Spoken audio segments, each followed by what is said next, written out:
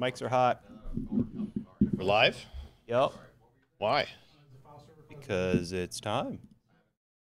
We'll mute it. Hello, Hey, Mr. hey. Jeremy. Hey, there's a Josh, too. Hey.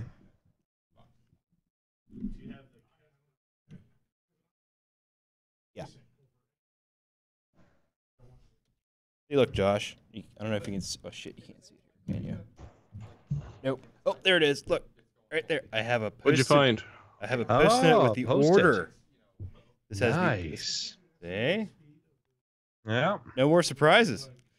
By order of who he kind of brought on. Well, it's my own damn fault, so.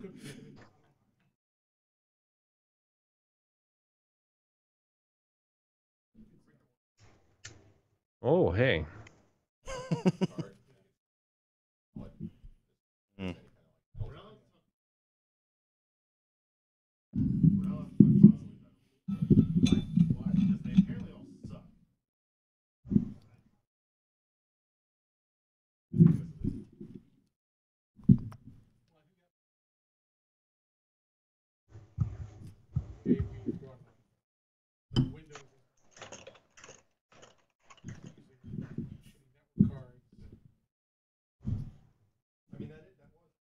We're not using a shitty network card.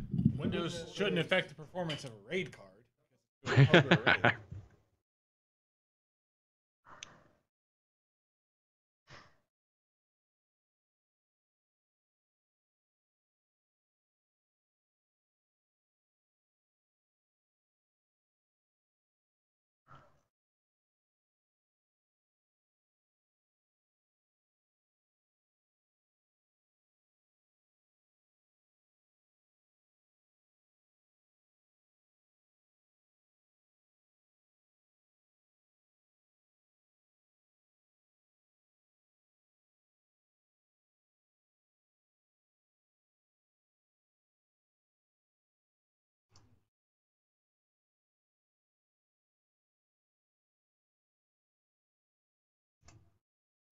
I throw that.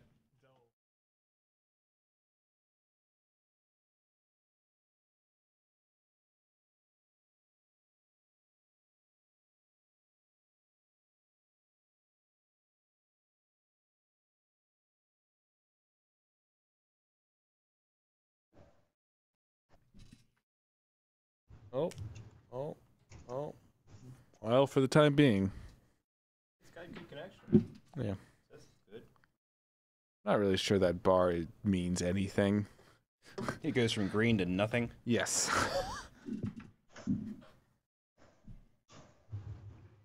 Skype one and RGBs. I don't know. Yep. Yeah. No? Yeah. What do you hear? It's Josh. I don't hear anything. I don't No, hear what do anything they coming do? back here. I mean, I've got my little mini fridge right next to me. It's a little louder than usual, it seems Better. like tonight. Struggling. Too hot. But is it above freezing there? Barely. It's supposed to snow tonight, 3 to 5 inches. Nice. Mother Nature is your mini fridge. Yes, it Pretty is. quiet. You're out now. Wow.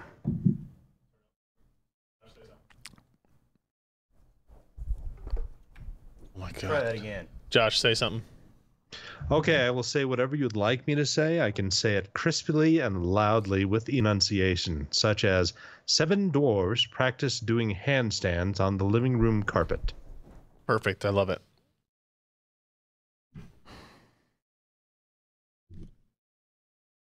Oh, you made Alex quit. Finally. Yeah. And can you Melvin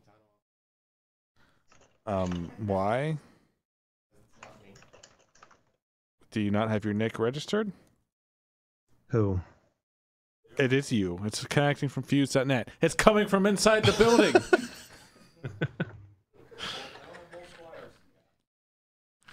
I don't know what to tell you, bud. Having a Mac attack?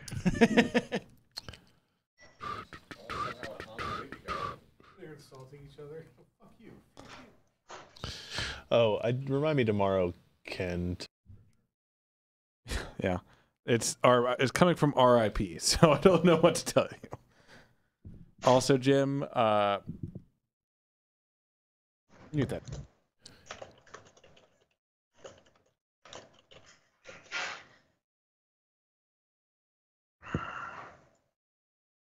Oh, this damn dog. I'll be right back.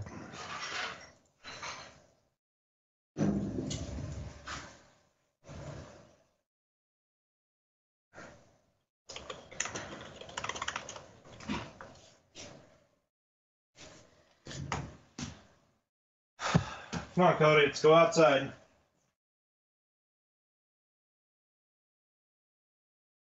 A couple of minutes, Cody.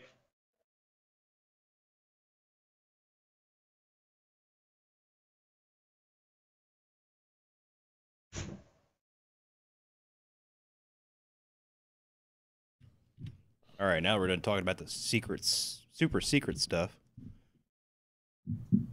Oh shit! I meant to fix this. Alan, we got a pot out in the gate here. Really? Yeah, it's starting to stick. You mean be crackly? No, it's not crackly. It's just the detents on it are sticking. Oh. Use another channel. I do have another channel. I mean, I'm sure we can, throw some WD-40 in there or something. Spray it down with lithium grease. I mean, Oh, let me get this thing. So I hate fish.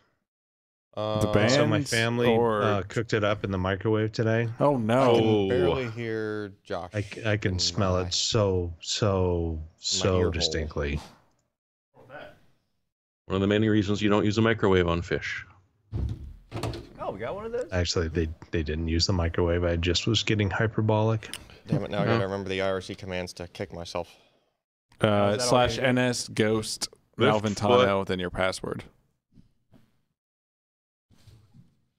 Alt F4. Server not connected. Well, Hey, just give me problem another is, sound check, would you? server keeps kicking me.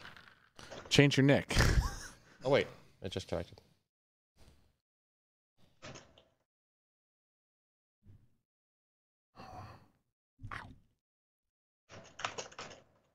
My application is out of date. Wah, wah. That's because you open up that laptop once a Wednesday. I'm sorry, once a week on Wednesday. It's a web app. I know. It's That is Google true, though. Docs. Or when I'm traveling. I use it when I'm traveling.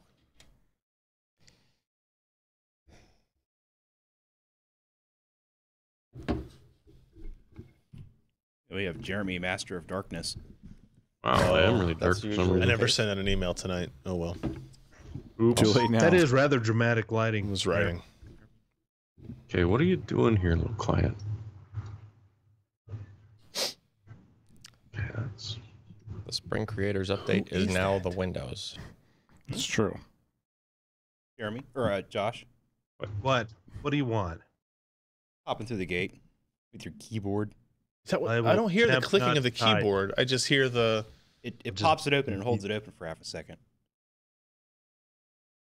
That's not a new keyboard. You got No, clicky fingers. It is a Microsoft like 4000 series ergonomic. Are you that punching I've had it? Probably. Are you punching it? I type with Rockhammer. Are you typing I with think boxing those are gloves on? Very, I think he's very typing with his knuckles. got an edge. God, that looks bright. Why is it so bright? That's a nice shirt, Alan. Thank you. Maybe it's just comparing it to Jeremy. It's probably a Eerie. stop. Too bright. You're a stop too bright. Oh. Mhm. Wow, that really highlights Ryan's shave rash. It's No, it's Wednesday. I fine. shave every Wednesday. You have that same rash every Wednesday. That looks good. And you know what? It's always in that spot. Yeah. It's always in the same spot. For as long as I've been shaving, it's done that. And I don't know what the Like, answer use is. any I've tried going aftershave type. So when you shave your neck, do you go down or up? Go down. I do multiple ways. Oh, Yeah. Cutting See, 45 now for cutting it. I've been told Everything ingrows. that you're supposed to go against the grain, Yeah, you are. and that's this way. If you value. And it hurts like a bitch Yeah. to do that, right? Well, no, it's. I don't know. For me, this has to go down, and then on the other side, you have to go the other way. So this whole area through here, It all is just depends rough. on how you're. Go to a regular barber. Yeah. I mean, like a true barber, Okay. and have him the hot give towel. you a straight razor type shave, and he will That actually- feel have you ever done around that? and be like, "Wow, your never done grain that? is all over the place, and you got swirlies, and Yeah. and they'll go through and they will cut in the correct way." Depending on the spot, and I mean, it'll take him a like, while. I mean, and he'll pay it's not like I didn't know that was there, and I've tried going up sometimes to see, and I've tried Do you going short down sometimes. strokes? No, I do. Because I find that Long. helps a lot. If you do the longer strokes you go, Yeah. the more you get build up on the razor, and the more Yeah. it pulls and gives you an unhappy. So, I do rinse every stroke though. well, that's. I'm sure she appreciates it. Sounds like it would take a long If you time. if you've never done the whole go to a barber shop and get like the straight razor, that's an experience you should do at least once in your life. Where I go get my haircut now, I do get a hot towel, but they do not shave my face. Yeah, just take that about 5 more Open up your levels, pores. and that's like Yeah, what- I mean, Do I don't nothing know. with. And they like do it when they wash your hair, right? So it's just like whatever. It's just no, I use it as an find- excuse to not have to make eye contact with anybody because it covers your face. It's like, Yeah, when they're shampooing your hair, do you keep your eyes open or closed? I don't know. What are you supposed to do? I keep them Close mine. open. One closed. Well, I keep them okay, never open mind. until I the haven't- water hits my head, and then I close them. I would rather go to a barber chair and sit with my eyes closed and never talk to the person who's cutting my hair. Like I don't want you to ask about my family. You don't know me. Like See, So you just shut your eyes as soon as you sit in the chair? no, I don't, but I'm saying I would like to. I've got a decent thing now because the same guy's been cutting my hair for like 4 or 5 years now. So Yeah. we have at least a little bit of a rapport. He'll usually ask like if I'm like went anywhere because I travel just Yeah. not for work and fun and stuff. So like we have like that little bit, and then it's like nothing, and we just kind of silence, and it's both okay for everyone. That's fine. And I we go got to Sport this. Clips, Yeah. which is because it's super convenient, and at least there's a TV on. So if I'm watching the TV, lady, don't talk to me. Snip, snip, snip, snip, snip. Whatever you're gonna do, I'm watching whatever boring ass Sports Center episode is on. So Okay, we've got a tremendous barbershop here in town. I mean, it really is world class. the only attraction. Not too, and I never have to go to there because I have no freaking hair. But sure. this is the thing where I mean, they do a straight razor, and they'll feel around your face, and they'll Yeah. do it the correct way. I believe you. I've and just never done it. They'll adjust how they. I mean, it's amazing. All right, fair enough. So Do they do that with come their here, head too? play a couple of rounds of golf, go to the barber. Ride the escalator. Change your Eat a life. burger. Right, Eat yeah. a That is burger. some cash If only if it's which is Wednesday. miles away. 100 miles? To the nearest escalator in Wyoming, 150 miles. Okay, anyway. Let's start a Hey, show. we're a little bit more physically active here in terms of stairs. Is there a prompt on your laptop, Ryan? I'm still not getting a video feed from it. No. He has no connections. Hang on. Man, it's enumerating over here, but I selected and then nothing shows up. It says ready. Is that the Zero. same Oh, there it is. IP? 2 connections. We had all those network 0. issues. It usually takes a second. Yeah, I got a black screen. Boom, boom, boom. One That's- connection, 2 connections, 0 connections. It's like it's trying. And you already 2. restarted it, didn't you? It's also I dark. just restarted. I it. saw a blink. No, that was our Yeah. camera. Oh. Yeah, it's not enumerating it here. And you are connected to the. On the wired, but Yeah. Yeah, that's fine. hang on. Like, I'll mute my thing so you can't hear the ding dings. You know what I'm saying? Nope. No. Nobody likes to hear the ding dings. yeah, like you just opened up Task Manager and that showed up on the enumeration, but if I select anything, it's not actually bringing it as video. So restart that browser, then maybe. No, I think it's over here. Let me bounce VMix. Let's see what we got here. Bouncy, bouncy, bouncy. Mm-hmm. I also do not.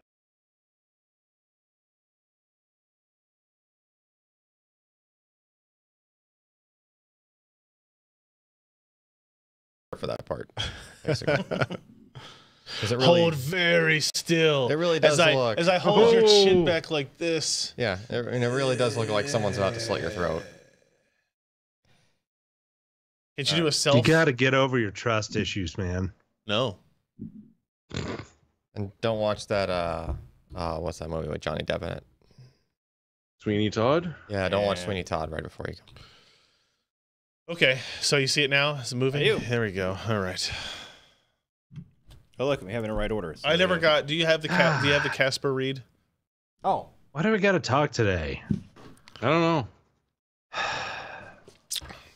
Oh, you talked you every could day? Did we You- talk about AMD last week or You this can week? disconnect yeah, if we you talked about want. Intel last week. No, No, we talked AMD about- last week. Intel this week. Okay. Oh, good. I only have to talk about one damn thing. Well, I mean, we could Well, talk about except for Q1 Jim AMD Kelly. instead of Q4. Yes, that's right. I'm an idiot. Hey, no one caught it. We're all idiots. True. Group idiocy. I have to shave every other day.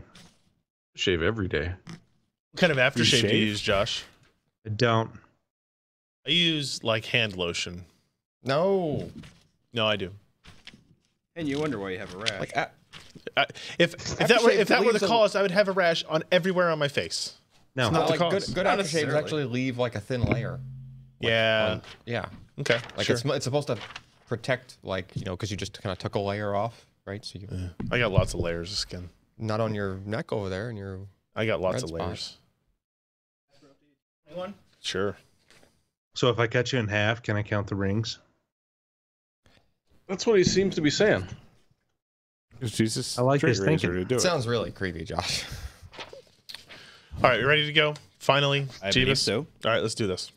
Mm. 3, 2. Hey everybody, welcome to the PC Perspective Podcast. This is episode 498, being recorded on May 2nd, 2018. I'm Ryan Shrout. I'm Jeremy Hellstrom. I'm a suddenly unmuted Josh Walrath. And I'm Alan Malventano. And now he's suddenly remuted. I guess. Strange that. Well, welcome- you know, I got to type something, so. Yeah. I don't know. Get rid of that new keyboard. We don't remember. Here's the rule: no my cherry 5-year-old keyboards. new keyboard. Yeah, no cherry keyboards on the show. Sorry, it's a rule. Welcome to the show, everybody. We record on Wednesday nights, 7 p.m. Pacific, 10 p.m. Eastern at pcper.com/live. You can see us do where we talked approximately 20 minutes about shaving techniques and somebody putting a straight razor to your throat. And that's the kind of magic you don't get if you just listen into the recorded version of the show. So again, pcper.com/live. If you need a little reminder, and I say this with a little bit of irony, if you need a reminder about the show, you can go to pcper.com/subscribe, and you get this little page here that asks for your name and your email address, and we basically will send you an email before we do our show most of the time, or any other show most of the time. pcper.com/subscribe for that.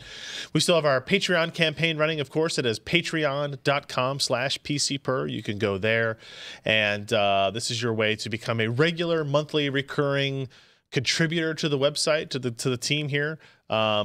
It could be $1 a month. It could be $3 a month, $5, $10, $20, $50, $100, whatever you want it to be. Literally, any individual contribution helps and means a lot to us. You helped us take us from this website to this screenshot of what game was that, Ken? That's crap. Dishonored. Dishonored. Yes, thank you. To this picture of Josh in the bathtub. Oh, God. And really, What isn't have that you the done? progression you want to see in life? And actually, yeah, so you can do that. And obviously, not obviously, but You know as what the best thing about that picture is? it's in black and white. You may know it, not know it, but I was freshly shaved. Did you have a rash anywhere? Do you want the Nowhere answer you to can that see. question? I don't actually. I mean, I'm it's, moving you know, on. it's Vegas. Moving on. As is always the case, if you become a new patron and or increase your patronage during the recording of the show, I will call out your name and thank you personally with whatever you put in the name field. So keep that in mind.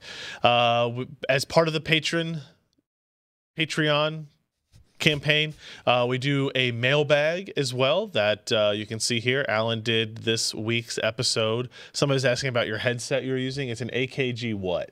HSC Okay, that's 271. I said HSC or HSD. I didn't know which. The D model is a dynamic mic. I like the condenser mic. Okay, got it. That's what the C's for. So this is where we go answer some questions like, hey, how about building a 60 drive storage array? Sounds dumb, right? SSD is improving game frame times, maybe? You know, those types of questions. Alan will answer those for you. I just recorded one for this Friday as well. You can find those on our YouTube channel or just going to pcper.com. And we post them on Fridays as well. And of course, speaking of everybody needing more Josh Tech, it is time for everybody to learn about the PC Per merch store, which is at bit.ly/PCPerMerch. Or JoshTech.com. Or JoshTech with 2Ks.com. How else would you spell it? Just a kick. Which gets you such amazing options as Death Wish Raid, which is the shirt I'm wearing today. Hot Dog Down the Hallway, which is a shirt I will probably never wear. Super Pipe, the PC Per logo, and of course, The world famous mugs. world famous mugs and the Josh Tech T-shirt. Josh Tech, Josh Walrus, if you will, right there. Available for Then you. people keep asking, where's the tusks? And I guess that it's supposed to be a baby walrus. Or Completely female, your hairless. choice, right? You know, whatever. Sure.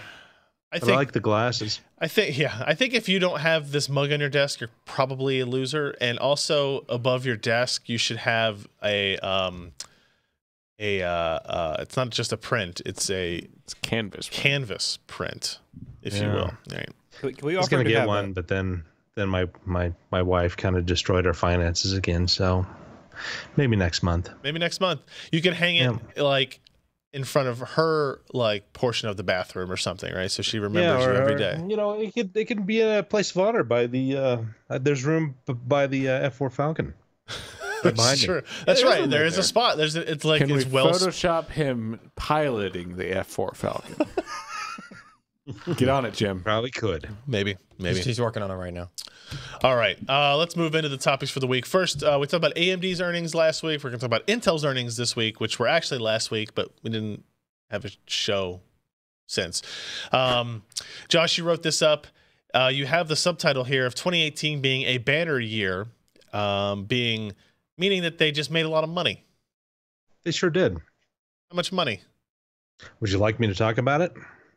At least for a minute or two, sure. Okay, well, usually first quarters are typically the slowest quarters of the year. It's post-holiday rush. Everybody who's, bought something typically has. You've got some, revenue coming in through retail streams and OEM, but it's not like the buildup for Q3 with back to school and Q4 with holiday. Q1's usually slow. Right. Not for Intel. As you can see, in between Q1 2018 and Q1 2017, they made $1.3 billion more. Up 9%. Well, they had 16.1 billion in revenue. Not that they made more net wise, but yeah. Well, no, well, yeah. I mean, They I'm only just talking netted about- 4.5 billion this past quarter. only 4.5 billion. Let's compare that to AMD's revenue of 1.65 billion. Revenue. With 41, was it 88, 81 or 41 million? It was 88 In or that- 81 million dollars of profit. Yeah. So, Yeah. So 81. So in Yeah. case you're wondering about like developmental resources, $81 million in profit versus $4.5 billion in profit. Yeah. Anyway, It's Slight difference. It's kind of ludicrous. But, nobody really knows what they were expecting. Obviously, it was something quite good. I mean, it's lower than Q3 of 2017, but not by a significant amount. And that's pretty impressive given what really did they release new in that quarter. yeah. Not a whole lot. I mean, Especially they're on the just consumer shipping space. a lot of stuff. The biggest growth is going to be in the data center, and they're really hitting some strides there. If you look at the PC market, it's what 8.2 billion, and if you add up all those numbers for data centric, it's 7.9 billion. Yeah. They're within like 1% of what the not 1%, but you know what I mean. It's very, very close. Yep. To splitting it now, To the 50-50. PC market. Yeah. And data centric, the group is I mean, those are all high margin parts. There's nothing inexpensive and cheap there. I mean, Internet of Things, okay, that's a little cheap, but that was less than $1 billion. It was 850 million. It's nothing. Still overpriced. As compared to the big cheese, 5.2 billion in data center group. And that is sustainable. That is something that people will continue to buy as we as a society crave more and more performance, more data, more storage, more everything from these little handheld devices that are just parasites in our lives that we hold up to our face. Maybe. Yeah, maybe. So, okay. Money, good, fine. What about their announcement about the 10 nanometer stuff? Okay, well, if you notice, with their 2018, I said the cracks start to appear. Yep. 2018 is going to be a great year for Intel, and they're probably going to make record amounts of revenue throughout the year. But then things get kind of crazy in 2019 because Intel used to have essentially 18-month to 2-year lead in process technology, where even if they had a bad design, they could use process technology to make it better than the competition. Now, this kind of broke down in 2004, 2005, when AMD, for example, using 130 and 90 nanometer for their Athlon 64. But even though the Pentium 4s were a jump ahead of them in process tech, AMD still had the better performing product. It was lower power. It was faster by far per clock. All these other wonderful things that they brought to the table back in, 14 years ago? Yeah. I had some hair back then.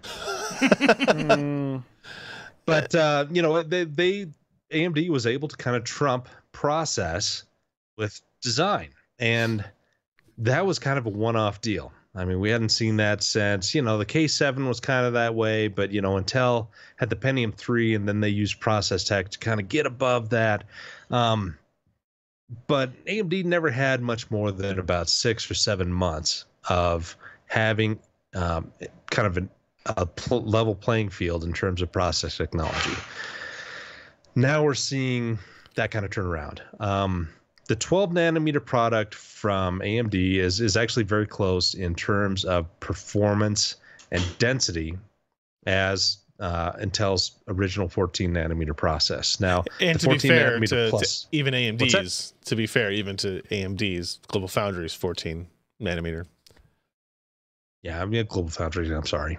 The process that they're using, which is from Global Foundries. Got it. But then the 14 nanometer plus and 14 plus plus from Intel actually go a little bit backwards in density to improve on speed and power performance.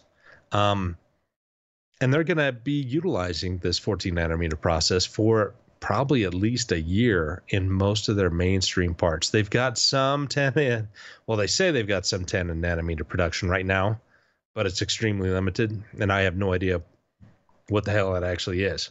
But we're looking at second half of 2019 before they get their 10 nanometer parts out, which is interesting because AMD is receiving 7 nanometer from TSMC Vega parts right now that they're qualifying and getting moving along.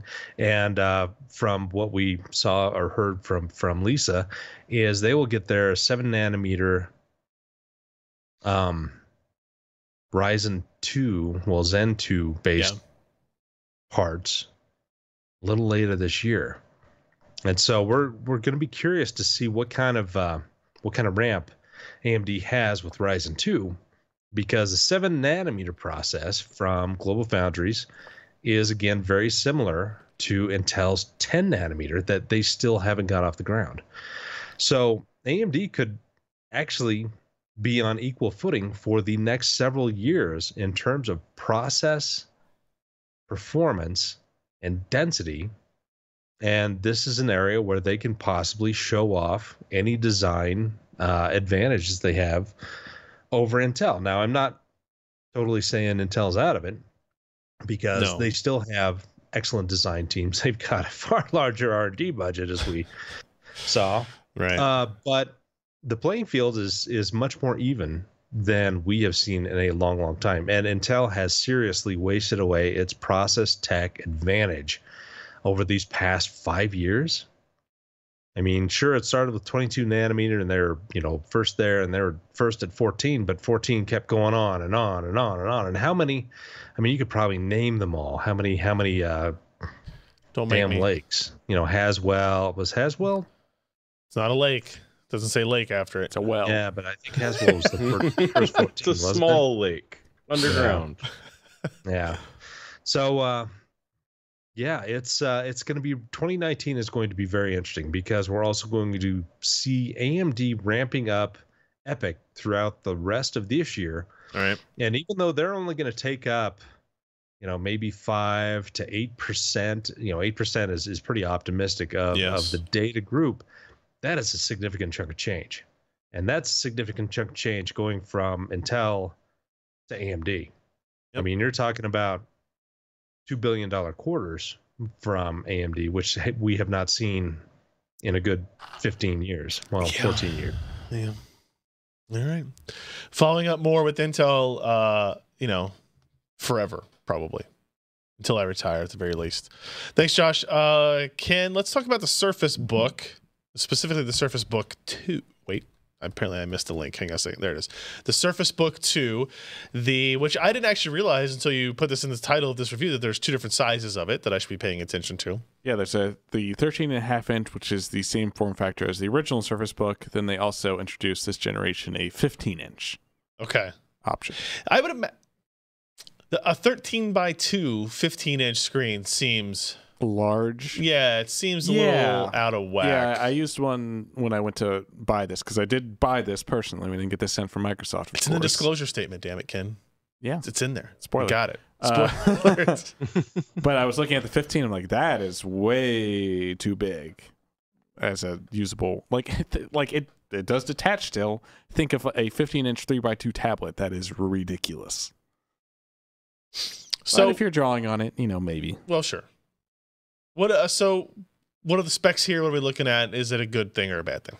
So the big changes here are they did kind of a split thing with the CPU. They have the 7300U, the dual-core hyper-threaded U-series parts in the 13.5 inch without the discrete GPU. And then in the models with the discrete GPU, including the 13.5 and the 15 inch, they do the i7 8650U, the quad-core hyper-threaded mobile part.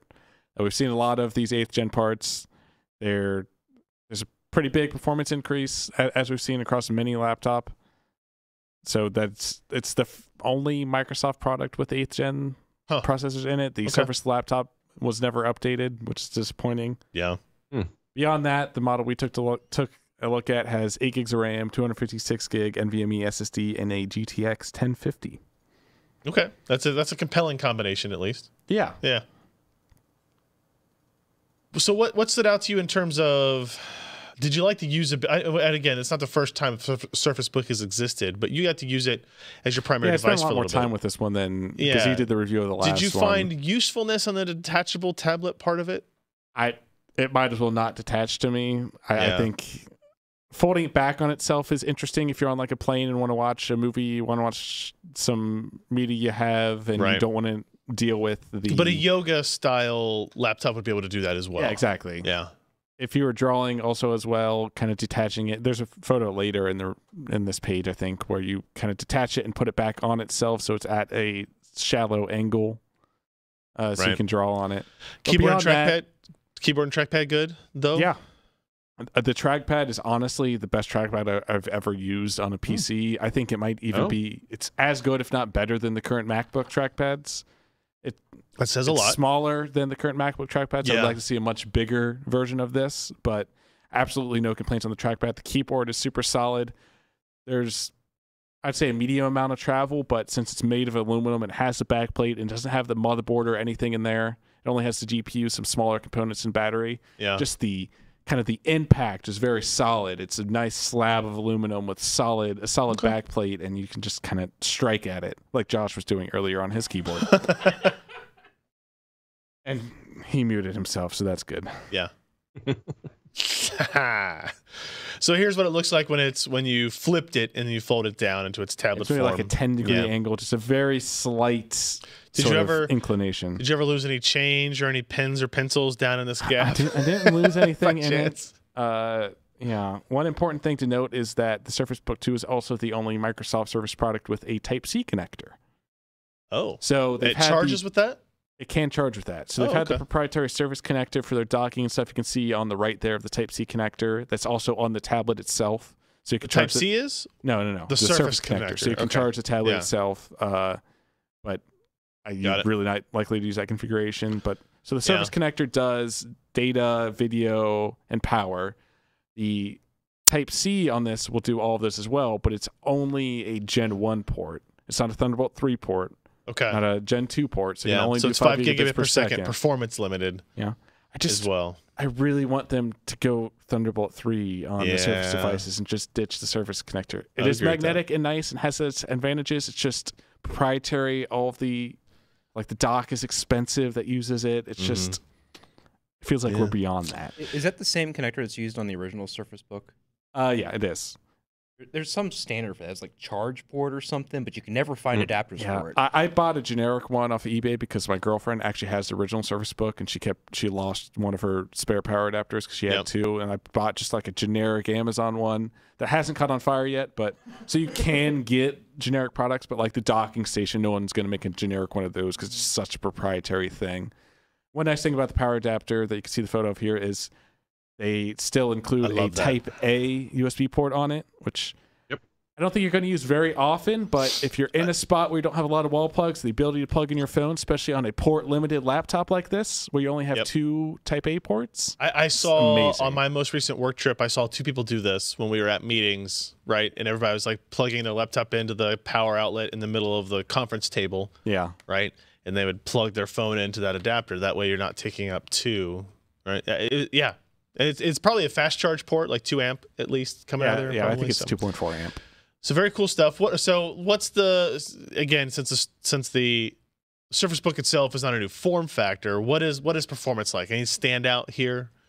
We actually see a really big performance uptake going to the 8th gen processor. It's sort of the second most powerful 8th gen device we've tested. Yeah. The XPS 139370 still far and away blows everything away. Weird, but awesome. Like Dell has done an amazing job on that. They're running that part at 28 watts most of the time in that notebook if you monitor it. Like the thermals in that thing are great. Yeah. So like this result here, the handbrake result, and this one, lower is better, right? Yeah. It's time, elapsed time. So look how much better this Dell XPS 13 is compared to the Surface Book 2.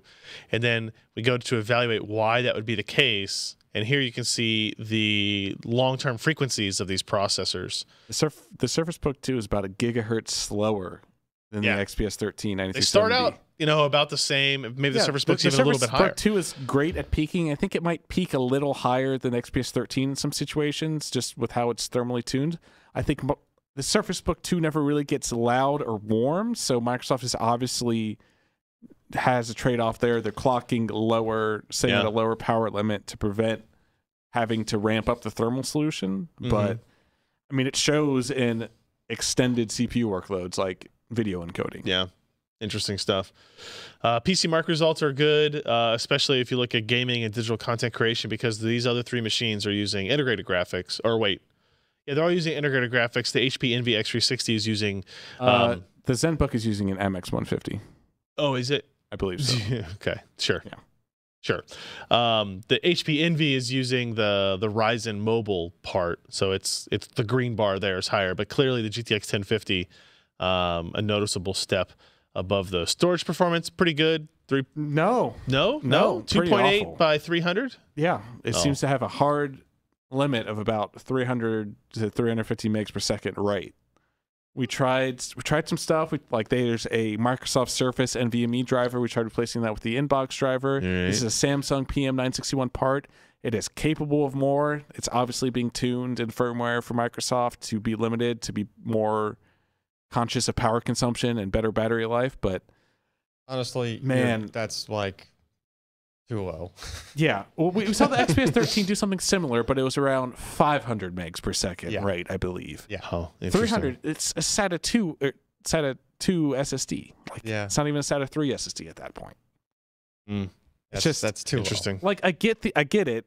You don't need a 1.5 GB per second write on a laptop like this, but you need more than 300 megs. You're past the point of diminishing returns where you're spending more time doing the write and using some more power than you could have if you just used, say, basically my point is you could double the write speed in that case and not double the power.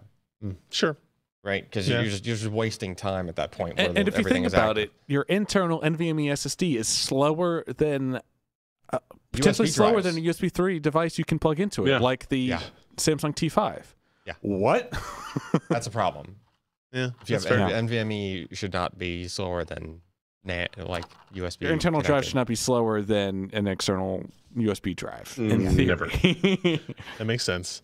When you looked at graphics comparisons, you just basically did some game testing here. Surface Book 2, which has GTX 1050 versus the Acer Swift 3 that uses an MX 150. Not really a big competition here. Yeah. So I was having some issues with our Ryzen 5 2500U platform, which is kind of the Windows install on it, and couldn't quite get it up and running in time. But if you look back at our performance look of Ryzen Mobile, it falls short to the MX 150 in just about every scenario. So it would be even below the MX 150. Right. So it's not exactly a comparison that's needed here, because the GTX 1050 blows the MX 150 out of the water, essentially. Yeah.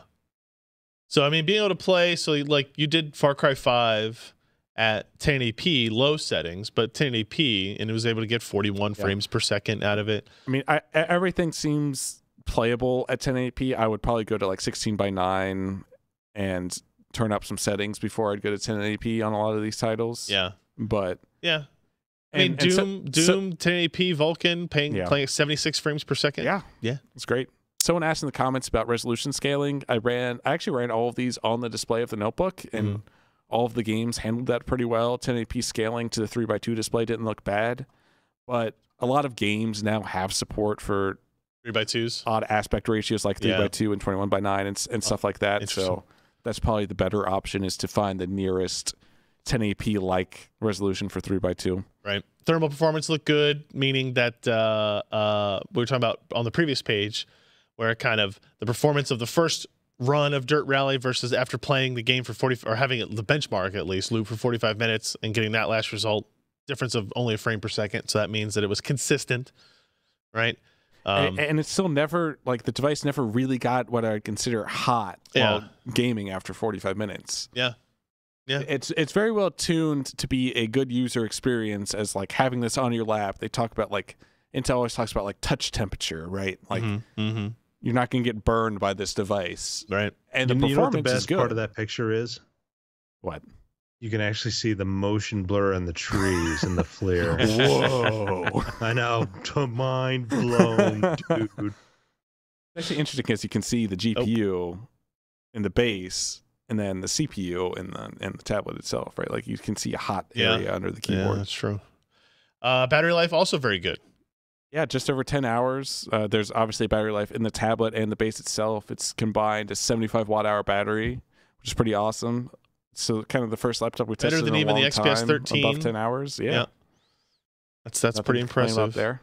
So pricing wise, how much was this? Is this? So if Can I ask one question you first? may go for it. How would you compare and contrast that hinge to Lenovo's Watch Band? I mean, it's not as versatile as Lenovo's Hinge. I think I tend to like it a little bit more. It feels more solid because it's only trying to do one or two things, essentially. You mean the Surface Book one you like better? The Surface Book Hinge is kind of more solid to me than the Watch Band Hinge, which I feel like could just get crap The only thing I don't like accumulated about that, in it, essentially. the only thing I don't like about that is just that it leaves a gap. It doesn't But fold it's fine. flat. Mind the gap. But like what's gonna happen in the gap? Well, it's a pretty like so. I'm gonna stick a pencil in it. So in my backpack, I've got like an iPad goes in the pocket right in front of it and stuff. It's kind of like it's a tight fit. So trying to jam that in there, Oh, good lord. Josh's laughter aside, I just like. It to be I mean, I thinner. agree. It's also not the same width all the way across, Right. Which is kind of frustrating. I'm not that worried about that. It I is just, a big laptop because of it. Right. Yeah. Yeah. It doesn't fit in a bag as easily, but you don't get the problem of the keyboard contacting the screen that you get in a lot of laptops That's because it true. doesn't do Yeah, that. I do hate So that. that is an Yeah. advantage. So cost again. Here's the sore spot. All right. So new from when they announced this last November, this SKU was sold for $2,000. Currently at Microsoft, I have to select the i7. Oh, sorry. The i7 has the discrete GPU. Okay. It is selling for $1,850, I believe. Ryan's verifying this right now. I don't know if that Add was a to- limited sale or not. Cart. Add to what's going on? Apparently, the It's thinking. Microsoft Store doesn't want you to buy it. Is it 8 gigs? Yeah. 256? Not Yeah. using Edge. No, I thought you had the 512 version. No. yeah, Nope. they make you use Edge checkout on the Microsoft Store. That's the one I had. It should display the price up there, from what I remember. It's like you not. aren't supposed to have to. Oh, weird. Anyways, Anyway. $1,850, as far as I know, is the Yeah. price of this directly from Microsoft. So a little bit of discount from where it launched at. I bought mine at Micro Center for $1,650 a couple weeks ago. At the time of publishing, it was still that price. I did notice it was out of stock at my Micro Center as of now, so I don't know if that's like a price it's ending, if they're selling through some It's listed as inventory. $19.99. Okay, so it's back up to $19.99 from Microsoft. Yeah. That's way too much to pay for this laptop. I think. Huh. I think. Okay, so this was going to be my personal laptop, and at $1,650, after spending some time with it, I returned it this week. Yeah. So I think that says a lot about where I'm at with it. I think it's a really good laptop if you're someone like a student who like an engineering student or an architectural student or an artist that needs to have a discrete GPU for like productive purposes, like rendering out stuff or maybe video editing or something like that. You need a discrete GPU, but still want something you can take to class, you can scribble notes on, but it's an expensive computer for that. Right. It's an expensive computer for Yeah, students. It's just, and the storage performance was really the straw that broke the camel's back. Once I started looking into that, it's like, I don't want to keep this expensive laptop if it has that really big Achilles heel I can do nothing with because you can't upgrade the storage. Right. It's a tablet. It's a sealed unit. Just had too many downsides. All right, read that full review. Yeah. It's up on the site now. And before we jump into the Optane 905P, I did have two new patrons or Patreon upgrades. Chronarch has edited their pledge from $11 to $12. Thank you, Chronarch. Thank you. And then, we've had an edit from $1 to $5. Man, and there's a reason I did this one before, so we have a whole story before we get to the ad spot as well. It is Alexa, order me tampons. Edited their pledge from $1 to $5. Luckily, Playtex, huh? yeah, that did a very good job, user. Yes. No. No.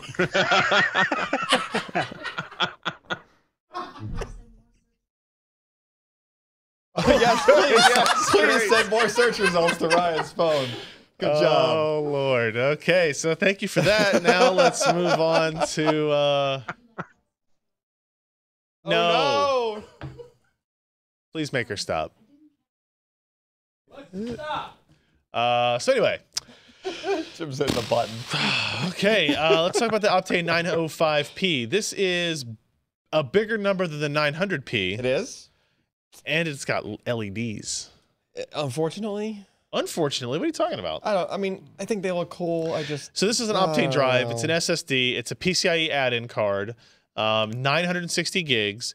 Here, okay. Let me ask the question that I think everybody else is asking, which is, What? why is this not a 900p?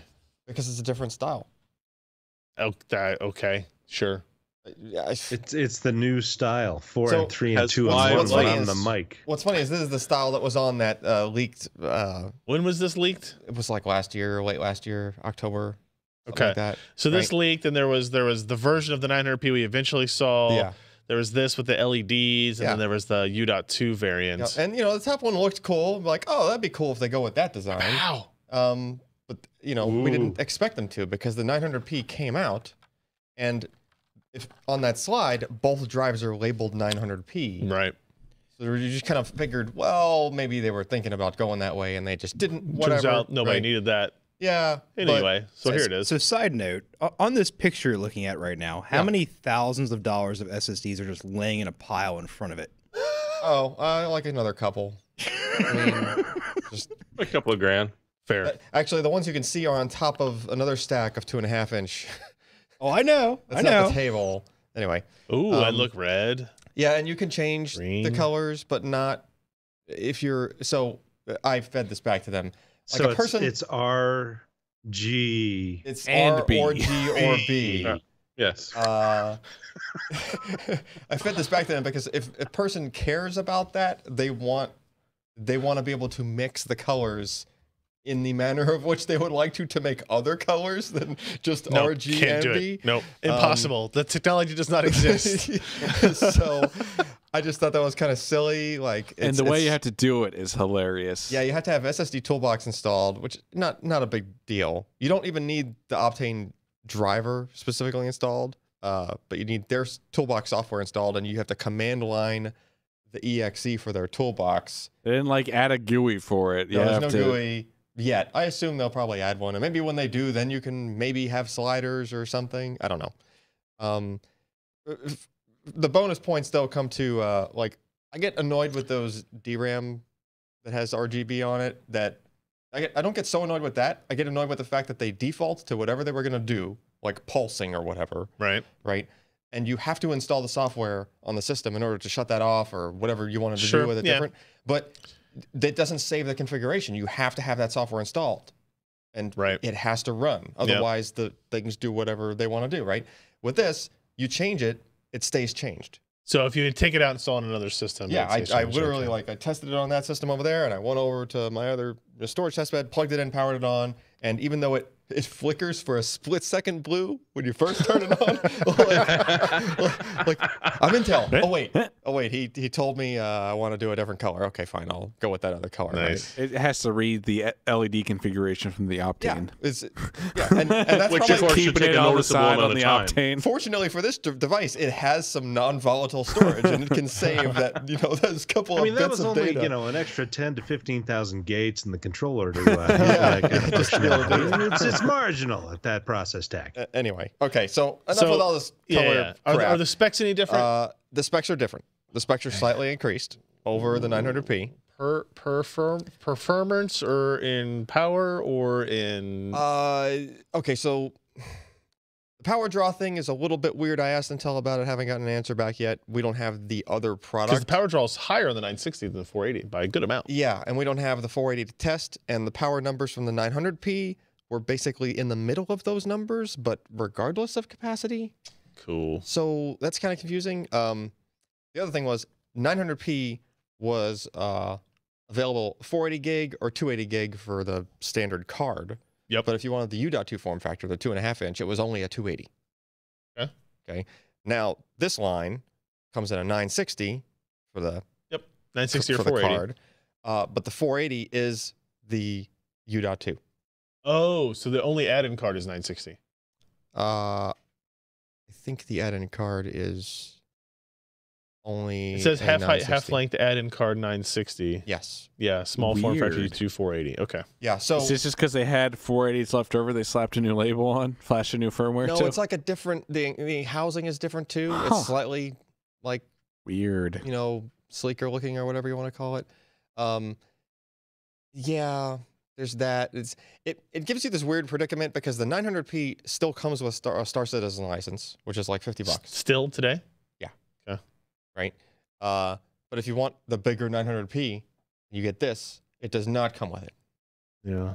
There was no branding on the box. I'm sure that's a problem for very few people. I guess, but it's a value add thing, right? It's like people that justify GPU purchase because it comes with a game or a few games packaged, right? Sure. It's the same thing. Fair enough. I will say on April 30th, that code sold for $80 on eBay. a couple of times. Yeah, see, it's still like it's still like it is. It is. You can get your money back from it. yes, people, you can get your money back from it. It comes like you get a unique piece of content within the game that's specific to Optane drives. Why this Optane drive can't get that I don't piece know. of content? Anyway, So is there controller the same? The memory the same? the controller is the same type. I believe they have upped the clock rate. Is it the same model number of controller? Yes. But Okay. it's a slightly different revision. Intel is weird with their part numbers. Like there's a type, which is the bottom number. The SSL 3D, Yeah. And then SLL 3D. yeah, and then the top number every Optane drive we've looked at has had like a higher number Interesting. every time. It's Okay. like a revision. So no change to the layout, no change to the design. Yeah, all the chips Still are in the same Optane. place. The only thing that's changed to the layout is they added some contacts just to make contact with the, with the RGB part of the Got to get heatsink. them LGB RGB LGBs? context. Um, So what performance page do I want to go to? just go to straight to like, go to the focus one for a second. Okay. So here I am. we had someone comment in the article, and I just figured we'd clear this up easily. But they're like, "Hey, why didn't you test with like sustained IOs? You're treating that you're biased against this drive because Mhm. unfairly or something." So on the performance focus page of every one of these reviews, since we've done the new type of reviews for like a year and a half now, we have charts that show sustained, which I just call saturated. Like, in other words, you're going as fast as the thing will go at that Q depth, versus burst. And the lines overlap in this case. For Optane drives, the lines are identical. Sure. I Regard can understand maybe not knowing that they overlap, I guess maybe. but yeah. Okay. But they're basically the same, and it's the same kind of deal for an MLC NAND SSD. If it doesn't have caching, those lines are usually going to be Got it. overlapping each other, right? But the reason we do burst is so that it's a level playing field with real workloads applied to caching SSDs. Right. Because you would unfairly disadvantage caching SSDs Right. if you tested them with just like sustained workloads all the All right. time. All right, Anyway. now what page? To do like the mix burst. I'm there. It's the easy workload. Slight increase over previous models. Okay. You can tell the previous models were very consistent between each other, like within The one two capacities. digit. Yeah. Very slight increase in random writes and random reads. The sequentials also saw the same kind of thing, even though there's not a chart on this page for specifically for sequentials. But if you look at that read service time, and we kind of touched on this when we talked about the 970 Pro last week, 970 Pro is 3.7 seconds to read 4 gig total worth of data throughout this mixed, Process. kind of an arduous workload, right? Right. And that 3.7 seconds would be how long did you wait in total to read that stuff? And these Optane drives, the 900p drops that down to 3.4, but you're only shaving, it's like less than 10% of the time Right. of an improvement, and there is zero time advantage even with the slight bump to performance with this model. Yep. So you're kind of splitting, like you get to this point of diminishing returns, right? Where like, I mean, if you move to a RAM disk and the computer still has to do something with the data, it's not going to go much faster, Right. right? It's like, when you're shaving tenths of seconds off of a total workload that, So, what about this type of data, right? We're looking at burst 4K client Q depth weighted. There's a huge difference between what the 970 Pro shows in terms of reads versus what the 905p shows in reads. Yeah, and so the workload on MX Burst is the reads are more akin to sequentials. Okay. Because the round of things we were testing in order to figure out what that workload should be, it was actually like Doom level loads and things like that, which are more sequential, which don't tend to make large differences for SSD specifically. But yeah, for your burst 4K random read result, that's where you're going to notice more of a difference, but the workload has to support it. It has to be something more like Ashes of the Singularity loading. You might see a bigger delta there, but again, diminishing returns. Like the CPU has to do stuff with that data, right? If you're really hard on your storage, where the Optane memory stuff shines, and actually, buddy of mine looped me in on some Facebook thread with one of his buddies the other night, and it was like the guy was a workstation performance type user. He was doing like kind of a bunch of coding and compiling and things that were pulling in a bunch of code from a bunch of different places in order to accomplish the compile. That's the kind of thing that Optane will just sing at, because you could see like a 4x improvement in that if it's the workload. You know, that's where you'd actually see the difference that you see in the blue bars in this 4K random read chart. Right, has to be that sort of a workload that's very heavy on it. Okay. Also, if it's a workload that's really random write heavy and you're just doing it all the time, that's where you'd play on this drive specs, where its endurance rating is 10 drive writes per day. So if you had this drive, it's a terabyte per day, 10 terabytes per day. Yep. Written to the drive. Like, if you're doing that, okay, you're bordering on enterprise, but this drive, fortunately, shares, beyond enterprise, but yeah. Yeah, I mean, this drive is entering into enterprise. Get to the last page here. What I see a problem, however. Yeah, so first, let's 900p pricing. The 480 gig launch at $600. Remember? Yep, I do. I checked when I wrote this article. It's actually on sale for $50 off. So it's $550 right now, and you're getting that Star Citizen thing that Ken just said you could sell for $80 if you really wanted to, right? Maybe $80. Move to this. Well, if you double 600, you'd figure 1,200. That's probably around what the price would be. This is 1,300. I don't know what your link does, but it's not loading for me. Anyway, go ahead. So this drive's 1,300. So you're already paying $100 premium over the base price, like the MSRP, right, of the 900p. I don't know if the LEDs are worth 100 extra bucks. Probably. The extra capacity might be worth an extra $100 to somebody if they absolutely positively have to have 1 terabyte on that one device. Sure, capacity, yeah. But that's not usually what we see for SSD media, right? Typically, it's a cost per gig thing. Usually, it's the same. Well, I across told the this with capacity. Ken earlier. But like when the 4 gig versions of SATA SSDs first came out, they were more expensive than the 4 terabytes. They were more expensive than the 1 terabytes, right? Cost per gig. Sure, they were. So you could make that argument here, which may be what they're doing. Yeah, so I guess. Did you have to give the Western Digital back, or did you just not include it? No, we still have it. But I included the 970 Pro instead because which is about the same. It's very similar performance, and we wanted to compare it with a higher price point item. Even though that SSD is more pricey, it does beat the Western Digital product, especially on like small random writes. I was trying to give the best competition possible to this thing because it's usually just wiping the floor with anything with NAND in it. Not so much anymore. And don't forget, if you're doing a lot of sequentials, 970 Pro still did beat this drive handily, regardless of the improvements to the controller and whatnot. It's still only doing less than 3 gigabytes per second, where a 970 Pro can do like 3.5. Right. Yeah. So it doesn't win everywhere, and it's definitely being held back pretty obviously by the controller, since these are almost the same specs as a product half the capacity. So it's not like the cross point that's limiting you. It's obviously the controller that's the bottleneck. Okay. Right. All right. Well, check out that Optane review. saga continues. Yeah. It's Optane saga. Yeah. Check out the review. It's on the website now. Top thing up there as you're listening to this, if you're listening to it live. All right, let's take a quick second here. Thank today's podcast sponsor. This episode of the PC Perspective Podcast is brought to all of you by Casper. Casper is a sleep brand that continues to revolutionize its line of products to create an exceptionally comfortable sleep experience one night at a time.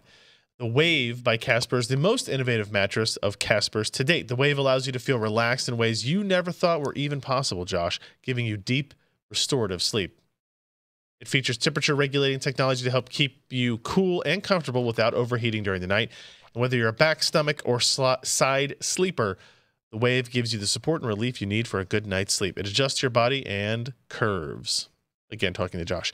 Only the Wave has... Do they support harnesses that hang from the ceiling? No, probably not. Probably not. I mean, if you're laying on the bed, you're laying on the bed, man. Only the Wave has 5 layers of superior foam, including a cushioning top layer for maximum comfort. And you can try out the Wave in your home for 100 nights, risk-free. That's a third of a year almost, guys. It's actually not that close to a third, but it's got It's triple digit nights. More than a quarter. There you go. Buy online and get it delivered to your door in a small, compact box. All Wave purchases come with in-home white glove delivery and setup for free. We actually have one of these mattresses now too. We've upgraded our Casper mattress. If you No will. way. And it's pretty nice. What did you do with your old one? Moved it to the guest bedroom. As one does. As you poor do. guests. you go. It goes down the tiering status of mattresses, right? Best new mattress goes to me. Hey, Mom, Second Dad, best new come visit mattress. us, by the way, you're sleeping on an old mattress. For $100 off of your Wave purchase, visit casper.com/PCPer100 and use promo code PCPer100. Terms and conditions $100. apply. Yeah, I know. That's Dude, that's $100 more off. than the 50 you got last time. Way more. This Yep. is $100 off your Wave purchase by visiting casper.com/PCPer100 using promo code PCPer100 at checkout. And we thank Casper for their support of our They're podcast. continued. Continued. Even though Josh continues to be on the show, and they've asked me repeatedly, can you please remove him from the episodes when Tone we're it on? down. And I say, nope, can't do it. I love Josh Tech too much. We'll fix it in post. We'll fix it in post. We'll digitally edit him out, so every time it cuts to that scene, it's just his All right. room with no Josh. Let's run through news items. You ready? 3. Oh, we didn't migrate down to Casper. Okay, Casper, no. moving on. We'll fix it in post. Fix it in post. Post it in. Intel kicks Kaby Lake X CPUs to the curb. Are you surprised? Really? Are you? Boy, do you think these sold well? No. So, quick No. reminder for people who maybe don't know what we're talking about, which is maybe more of a problem. Kaby Lake X processors launched with Skylake X, the X299 platform. But these were the oddly positioned quad-core hyper-threaded, quad-core non-hyper-threaded parts in the LGA 2066 socket. They had maybe 100 megahertz clock speed advantage over their LGA 1150 counterparts. They didn't have the improved PCI Express lanes that you get with the X299 chipset. That was the biggest, They like, still only use 2-channel memory instead of 4-channel memory. yeah. It was a very odd part. I think the stated goal for Intel at the time was like, if you want the best possible gaming CPU, this is going to let you get like the best possible platform motherboards we offer. A little bit like With half the features enabled. yeah, but what are you gonna do? 100 megahertz of frequency and maybe some extra overclocking headroom because you got this different heat spreader and also the blah blah blah. And I have a quote in here from like my review of it. Well, actually, we didn't even review that part when I was talking about the launch of Skylake X. When we mentioned the Kaby Lake X, I called these are very ... interesting CPUs. I'm not sure, and Intel hasn't said yet, but what they have stated is they want to offer the option for consumers the absolute fastest gaming processor. Well, clearly that didn't work out because this week we got this guy, the product change notification, aka end of life.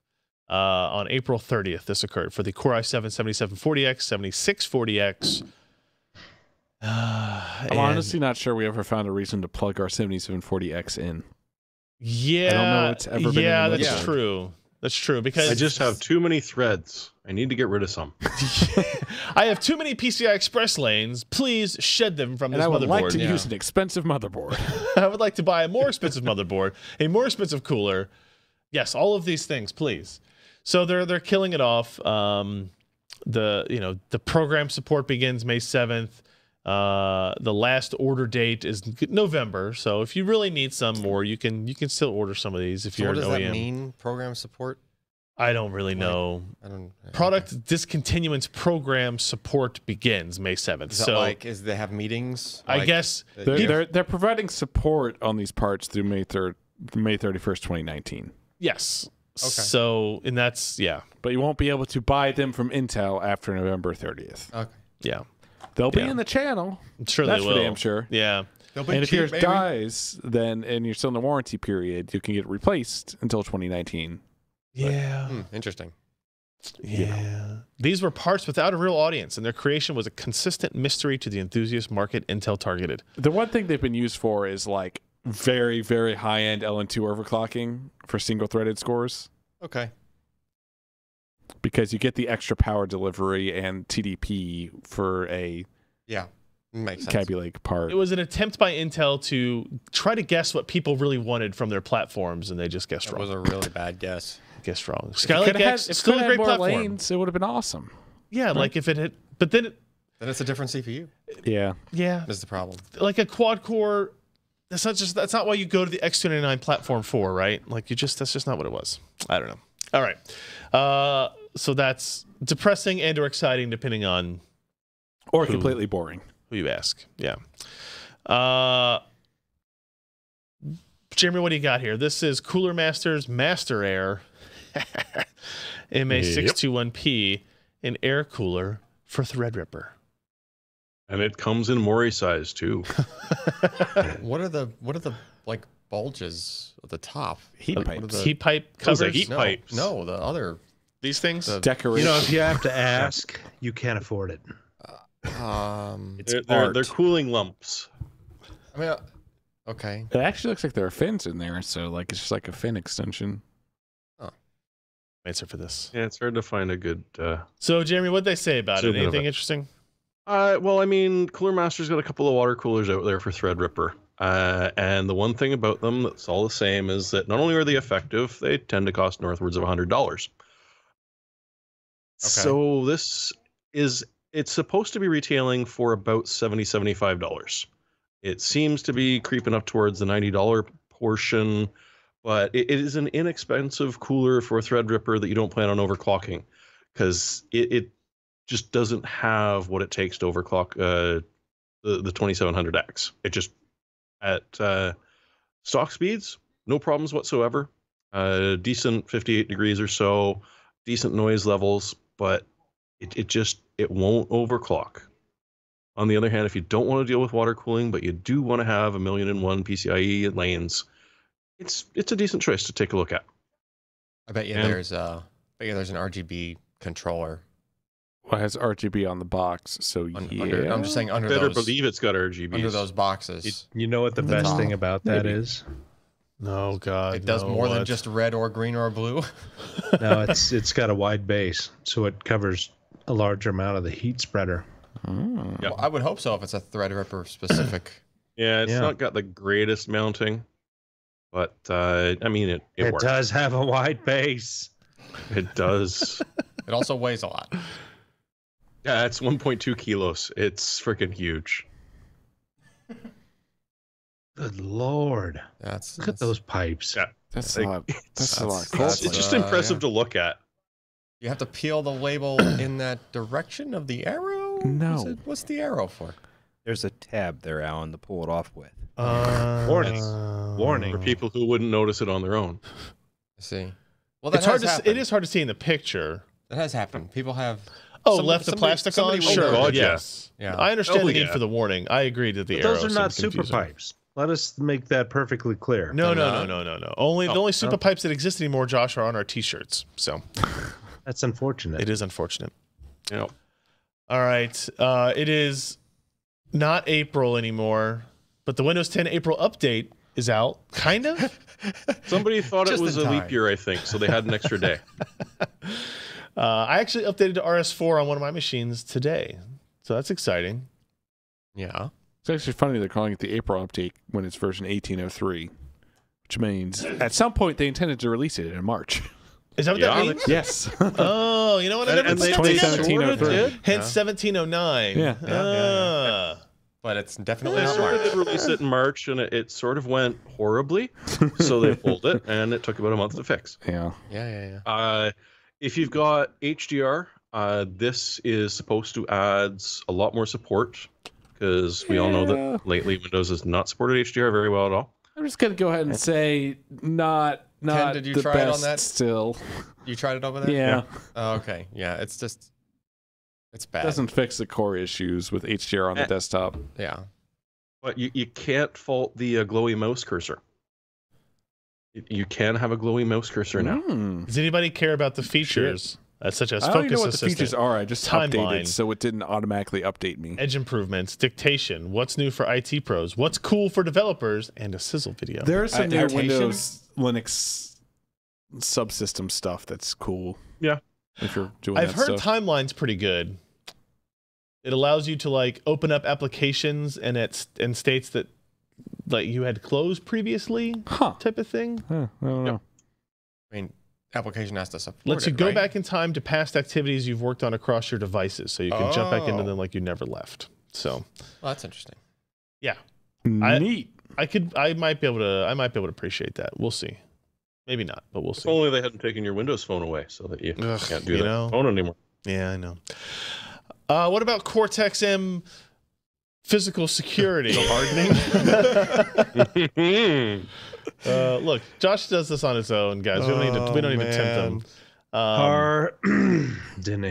So what is so we talk about chip security all the time, but what is the difference here they're talking about with physical security? Is this like Okay, so electroshocking if I try to touch Things it? like Spectre Meltdown. Yep. It's code that gets injected into the CPU and it does interesting things. It reads pre-read cache lines in protected L1. Stuff like that. But that's all software. What about the guys who actually get a hold of the processors and have it go through its little cycles and communicate with the mothership, but they do things like they change the voltage inputs and see how the chip reacts, or they monitor the EM output when doing, say, like encryption. They can learn a lot of things about the chip if they've got the knowledge. Also about, stuff like, I'm going to take off the lid and I'm going to grind this down, and I've got an electron microscope and I'm going to see where all these traces go and what they do. Huh. Well, physical attacks like that, you can counteract 2 out of those 3. I mean, if somebody steals a chip, grinds it down, and uses equipment that is not normally found outside of an educational environment, or a fabrication, or a fab, then not much you can do about that. However, people monitoring EM and voltage, they can. So stuff like this, I think, has previously been done in mil-spec type chips where they actually don't want you snooping about anything. And so, for example, to do with anti-tamper and EM, you have transistors not actually doing anything but giving off, or switching, or I mean, they didn't Just go into switching for great fun. detail about this, obviously, because they don't want people to get around their workarounds, but they're kind of making the field dirty, and not dirty in the way that I usually talk about, but rather, they take coherent information that you would typically get, and then they add a whole bunch of noise to it. And that's essentially what they're doing with EM. The voltage, they went into even less detail about what they're doing there. Oh, sure. So if you adjust the voltage at different places and different times and seeing what the reaction is, somehow they have, perhaps some extra capacitance in there. I don't know. Huh. Or grounds and power are swapped around or intermingled in ways that we hadn't thought of, where it's not as big a deal. But these are physical things that, can, in reality, I mean, okay, think about one of the first real physical hacks that you remember, and that's the original Xbox. Alan, you remember that? I do. I still have it. Well, I know. Okay, I'm not talking about the Xbox, but what they did to crack I don't know if I ever heard this. the encryption. I'm Well, curious. they had physical Oh. feeds in between the North Bridge and the South Bridge Yeah. that they monitored, Yep. and Yeah, they were sniffed, able they sniffed to the bus and got it. exactly. And so that's the kind of physical security that they're looking to address. Huh. Makes sense. So they're putting this in the M35P, the Cortex M35P. It's not a new Cortex core. I think it's based on the M33. But they gave it a higher, M number, as well as the P, which stands for physical protection.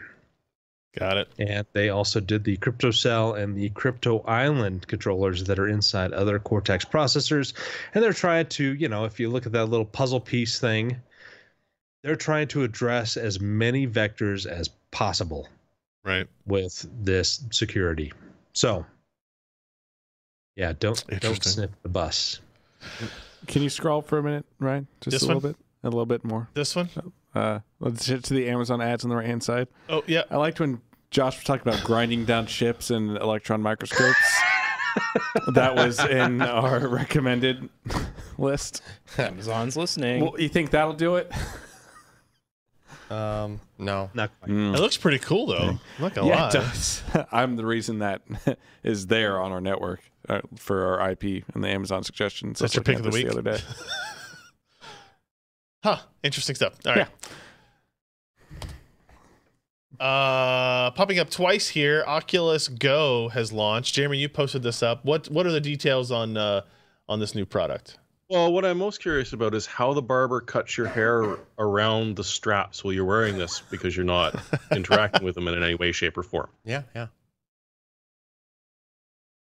However But, you want. apart from that, it's $200, which is a good price for convincing people to come in. It doesn't require any wires, as you can see. There's no wires coming off Elf there. A huge hurdle for a lot of people trying to adopt VR. On the other hand, they've certainly trimmed quite a bit off of it. So the refresh rate will be either 60 hertz, or you can overclock it to 72 hertz, which is weird because Oculus has always sworn 90 hertz is where it has to be. To be proper. True. I don't know if you've played with it, but from what people are saying, at 72, I mean, if you're familiar with a 90 hertz refresh, you can tell the difference, but otherwise it's not too bad. And the 2560 by 1440 combined resolution is impressive, but there's no slider for adjusting your pupillary depth. So That's true. you kind of gotta hope your head fits it properly. Yeah. On the Wait, other it's not- hand, it's you not know, in software? shaving this much off of it is decent. Like, it's a decent price. It's a decent sacrifice for the price. What got me was at the very end of the article at ours that I read, where you have to download an app, fire this app on your smartphone to be able to even turn the damn things on, and you've got to be providing your GPS location while it's going, which seems ridiculously Facebookish. Wait, At this a has, time when this they're has trying not GPS to- in it? Your phone does. Yeah, and it's got a GPS in it. What's my phone got to do with it? I don't know. There's In nothing order to with the use phone. it, you've got to download a phone app and then run that phone app. No? I don't think you need to run the phone app past the initial setup. Do you? Okay. Yeah. I mean, once it's set up, I can buy things in the store here and do whatever I want in this. You know, it's really unfortunate that you didn't get multiple of those and then have everybody put like one on every time the camera switches, and then somebody else is wearing it, and suddenly everybody's just got. I It's figure been a this is great how effect. we'll all be podcasting like this soon. People who are watching the podcast will be watching Quick, this Alex, soon. we need another camera. Broadcast this stuff in stereo. Yeah. Yes. Get on it. I can't wait till we How's do a Jim live doing back podcast. there, by That's the hundreds way? of people all wearing these. He's Wearing doing and us actual wearing work. them. Oh, unlike the rest of us. He's editing the mailbag. Yeah. Ooh. Yeah. So I've had mine for 2 days now. Man, it was dark in there. Now it's very bright out here. It's all right. I didn't actually have it on, so it was a nice peaceful. Like I was gonna take a nap while you guys were talking. Yeah. So far so good. I've been using it for a couple of days, day and a half or so. No, just about a day. And I used it for like an hour and a half straight last night, which it's been a long time since I've used a VR headset for that long straight. The visual quality. The screen quality is significantly better than I expected it to be for a Yeah. $200 device, $250 for the 64 gig model. It is missing Being something. very familiar with the Rift and the Yeah. Vive, how does it compare? It's annoyingly better than the Vive. Really? Like, you're able to read text. Like, and anybody that with the Vive will understand what I mean by that. Like, if you have something in front of you that's like has print on it and you're trying to read it within the environment, it's like, it's tiresome to try to do that. You have to concentrate. It's 1998 textures. Yeah, basically. 256 by 256. Well, That's high definition. It's not so much the textures, it's just the way that, like, it's a combination of the display, because that's not OLED, right? It's like a sideways mounted LCD, I think. Yeah. It's a combination of that and just the way that they're doing the drawing to the screen, and It's not, you know, the pentile pattern or whatever it is of OLED. So it's just all that comes together, and there's not the crazy aliasing going on. If there's something on the screen you're trying to read that you need to be able to read clearly, it's very easy to do so. You don't have to concentrate to do it. You don't have to try to, your eyes don't have to try to like figure out what pixels are making what letters, you know, on the words you're trying to read. Yeah. And then I thought that the lenses were, not Fresnel, No, but they are. They are. It must be. Yeah. I mean, It's pretty cool. Like I said, we'll have more on that soon. As Chet points out, there's one thing missing: what? googly eyes. Googly eyes.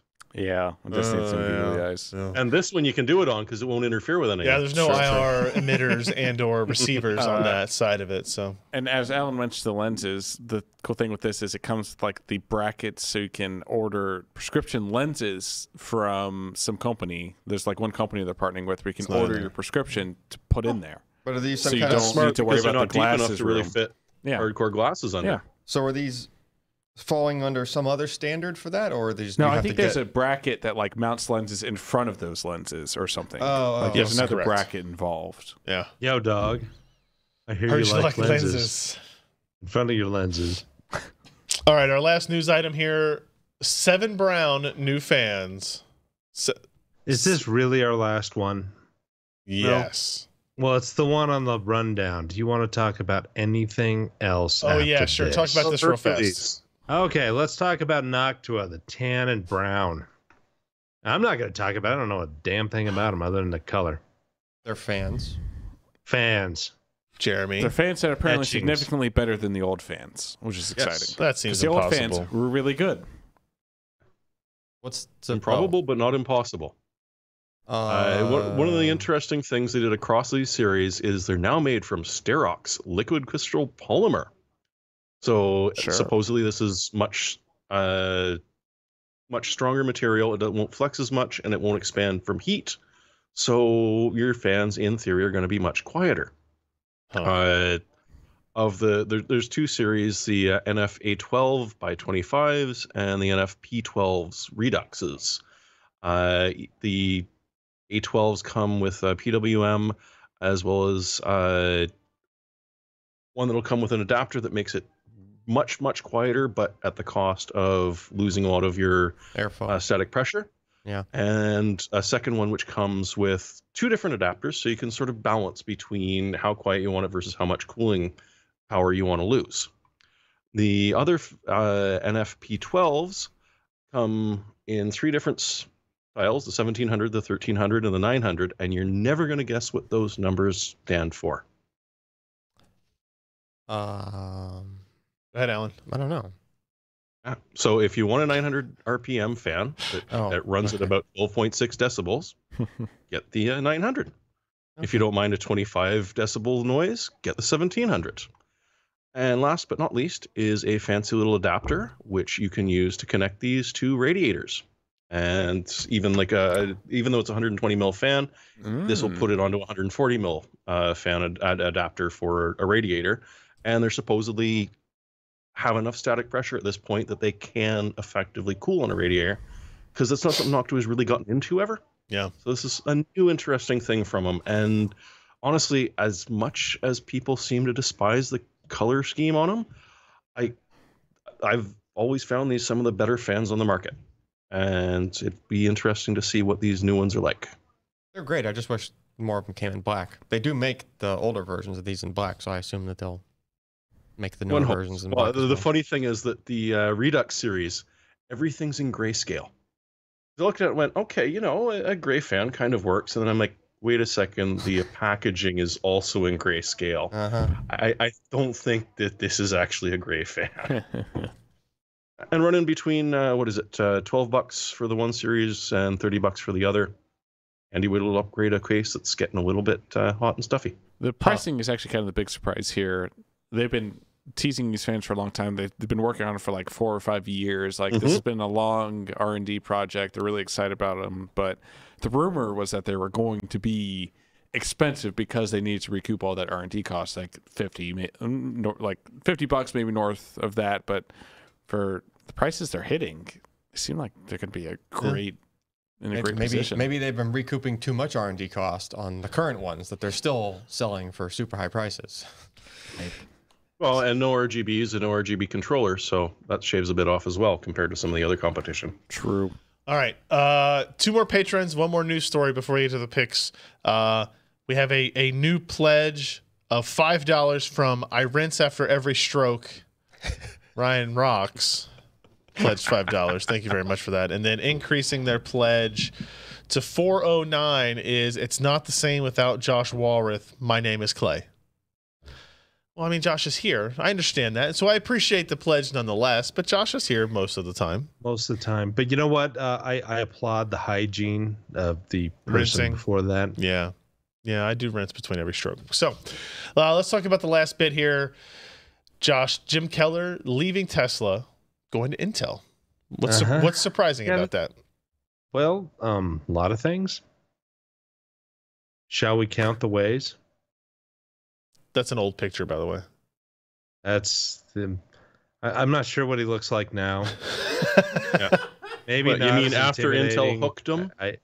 But the best thing about that picture is that he's got the same hairstyle as I had as a freshman in high school, where it was parted down the middle Yeah, with hell kind of some feathering to the sides. Mm-hmm. So anyway, I will have what's to dig up pictures one day. what's but- the importance of this move here? Okay, well, you know what?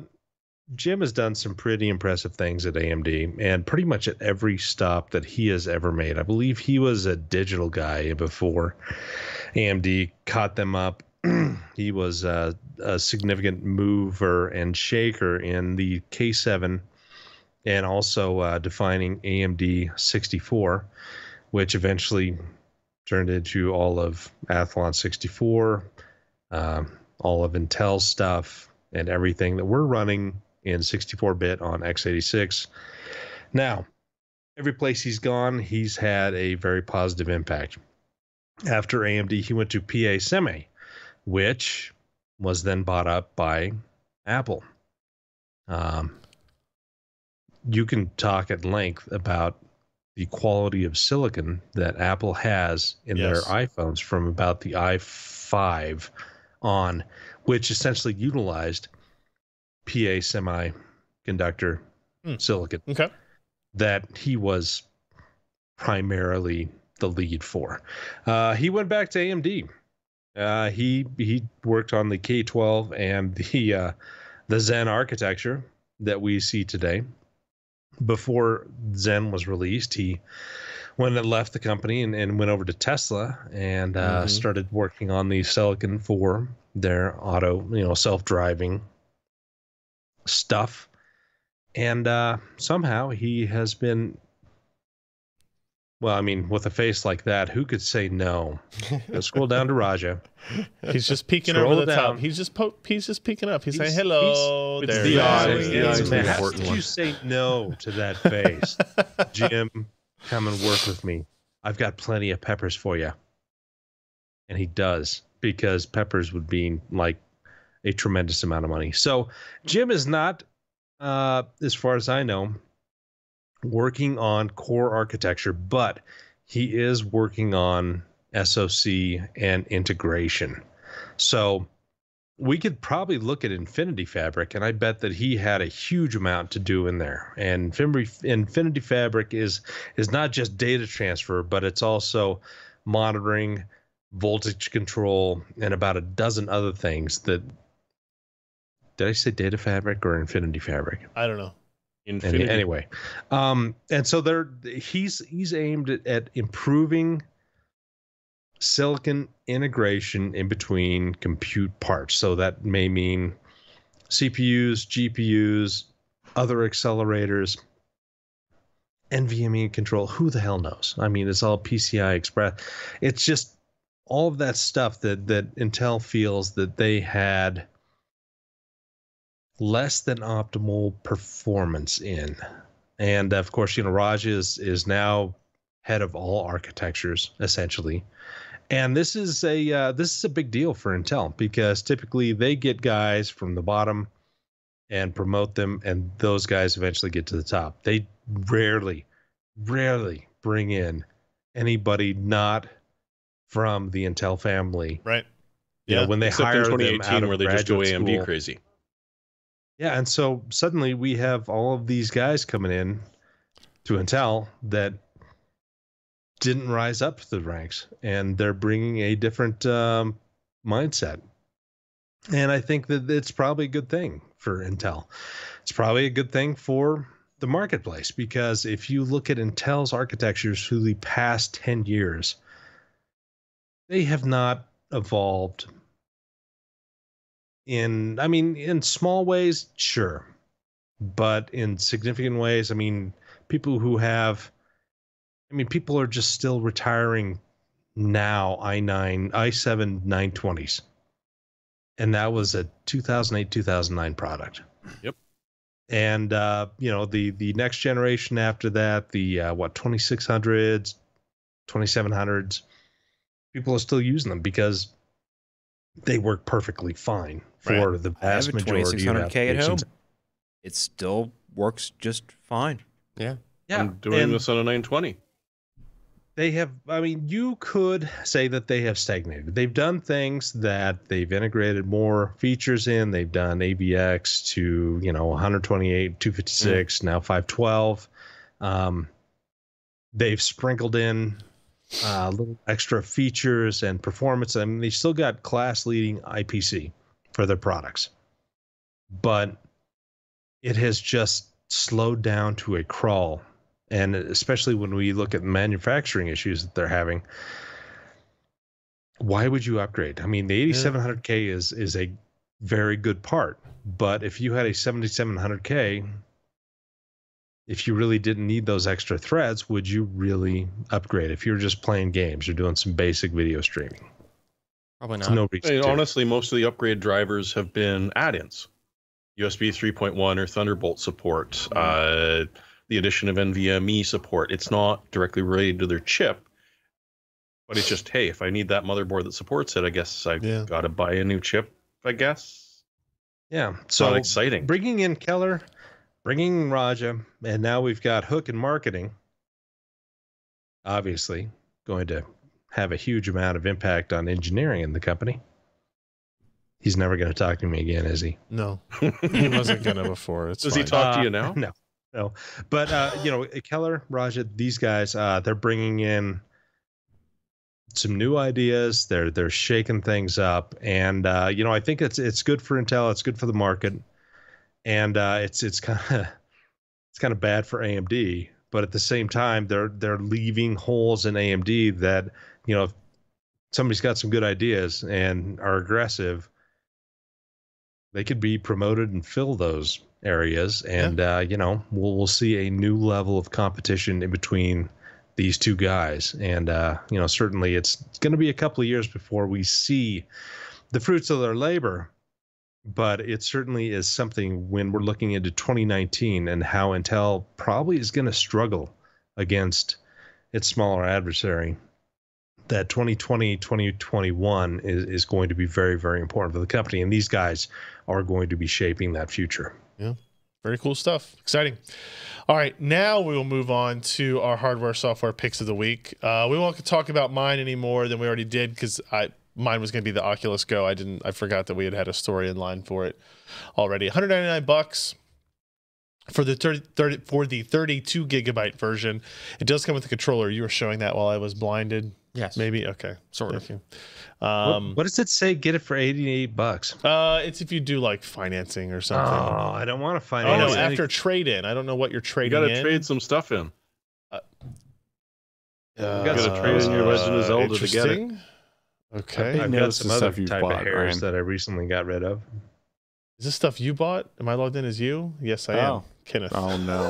Oh no! Start trading stuff in. Start trading it. Buy. That's why that pick, that ad was something Ken was maybe looking more at. like Yeah. Microscope. Ken was looking for Pocket- microscope. pocket Funny, protector. Josh. Yeah. All That's right. okay, I've done it too. So that's Oculus Go. Let's see. What do we have here next? Jeremy, you'll be up next, and then Josh, and then Alan. Go ahead. Well, speaking of reasons to upgrade being mostly the motherboard, a really decent deal on a B350 from ASRock. It's got all of the things you would want. And It's got a place to put your processor. It's got a place to add memory. It's true. It's That's got the it. RGB infection. M.2s. And if you want to go American, it's only $70. So at $90 Canadian or $70 American, it is just a great way to go with, Pineapple Ridge. Promontory. Promontory. Promontory. Speaking of, Promontory. That's a word. Okay. It's the Promontory chipset. Anyway. Wait a minute. Josh, have you already picked this? No, not this one. God only knows. Is it a wheel? No. No, it's not a wheel. It's an Instant Pot. Instant Pot. It's the Already picked newest one. Like a You month got to ago. jump on this quick. He already broke Oh, that new one. improved. I got Instant previous Pot. versions. What? Nothing. Go ahead. I got the previous version of the Instant Pot here, and I love it. I mean, it does fantastic things to your food. Fantastic. You want to thaw things and defrost them Oh, quickly. God, do cook I. it, then yeah, you just throw it in the Instant Pot. If you want to make perfect rice, Instant Pot. But this is the latest generation, and it's almost $50 off. Well, it's $40 off. How instant does it make rice? Well, let's just say that the sterilize function, it will take Ryan longer to shave. He's I going mean, to have really. to sterilize it between Like, each stroke. They call it Instant Pot, and it's supposed to make rice and stuff. So how It fast makes does all it make kinds rice? of stuff. But I okay. So I make rice the traditional way, and it's either too crunchy or I burn the crap out of it at the bottom Just- of the Just the how pot. long? How long? like 15 minutes. for That's not perfect instant. rice. My wife makes rice faster than 15 minutes for dinner. How? Yeah, but that's instant rice. If you did Yeah. instant it's rice just in an rice. Yeah. Instant Pot, Okay, so if you take a solid chunk of 2 pounds of hamburger that's been frozen, Uh-huh. you put it on the trellis, you put it in the Instant Pot, 20 minutes. I think it is perfectly done. It's a pressure cooker, Alan. It is. It is. It's a pressure cooker that is I'm easy with to ya. use, that you can't unlock it when it's under pressure, unlike some people who try to do that with traditional pressure cookers, and you see the results. I hear a challenge. How Dude. quickly does it heat up? Is that maybe what the limiting factor is? It heats up very quickly. Oh, okay. It doesn't need So to it's- heat it's- up as quick because it's under pressure. No, it still has yeah, to heat Or up. it doesn't. So need to heat hold up on, as I got a high. question. Maybe Jeremy can answer this one. So this is Cake Maker, okay? Yeah. This is Yogurt Maker, right? You see Yep. that? This is Sterilize. It's you can't see Does it. it It just says napalm? It's jam, baby. That's jam. You're sterilizing your jam for Oh. canning. Okay. Yeah, I thought this was sterilizing the device itself. You know, you put That it in the makes blood more of the sense. unwashed. You can and sterilize it a family little of 4 to 6 bit. people, Okay. apparently. Yeah, I was like, okay, got it. All right. You can make the okay. best thing that we ever made was about 6 to 8 hour type chili in only about 40 minutes. Yeah. Interesting. Nobody was passing any terrible gas afterwards because, if you don't Because you you don't let sterilized your all the bacteria chili out? simmer, bad things happen. And you can do stews and chilies really rapidly and have just as good results. And $109, usually $150. So take All right. that. All right. Alan, what do you got? So after looking through the Oculus Go. Oculus Go, Yep. yeah, and getting frustrated again because when I went home that night, I tried the Rift again. I was like pissed off Yeah. because I just wasn't angry enough just by trying that. I just wanted to do the comparison again, and Mhm. yeah. So I was like, there's got to be some way to like possibly make this better, surely by now. And sure enough, I googled around a bit, and there's a thing I'm going to try. So my suggestion first is if you have a Vive and you don't like the image quality, you should buy some Gear VRs. Okay. Just one is fine. But I would assume so. the 2016 model goes for like $25 on Amazon. Okay. Now, there's a means to this end here. Please get to it. Yes. That product did not have Fresnel lenses. Uh-huh. It had solid lenses. You take those lenses out. There is a Reddit thread with all sorts of information that I'm linked to. They'll be in the show notes. And it walks you through the whole thing. And if you have a 3D printer or a buddy with a 3D printer, you print out these little adapter things. You pop the lenses out of the Gear VR, put them in the adapters, slide the adapters into the Rift, and you're using different lenses with the Rift that are not Fresnel, right? There's a small compromise you have to work around, is that the different kind of lens introduces barrel distortion, but you can correct for that because you just have to basically tell Steam VR, like through a configuration file, to correct in a different manner. Okay. For the new type of optical distortion that's there. Steam VR is, it's designed to be able to handle stuff like that, right? You can go in and mess with that file and change your oversampling and whatnot if you wanted to increase your effective resolution, right? So anyway, there's a way to do it, and it's super cheap. I mean, you get an old thing that used to sell for $100 that's not really worth anything to most people anymore, since it's been superseded like at least one time over now. Yep. You pick it up on the cheap for like $20 or $25, and so you haven't actually done this. You don't know if it actually does anything. I have spoken to multiple people that I know that have Rifts that have done it themselves. That You're not somehow... answering the question, No, Alan. I haven't done it myself, but I know at least one person that's as picky as I am about the optical sort of stuff, and he was like immediately like, yeah, like I've already done that to mine. Definitely do it to yours. So why would they use Fresnel lenses if it's so much worse? it's not that it's worse. It's that No. they're going for different types of trade-offs. Like, it's more picky about your IPD setting with non-Fresnel lenses. It's more picky about the headset being exactly on your face correctly, right? Fresnels can kind of, things don't distort and go crazy when your headset shifts around, right? So it's like when they design, also for that one,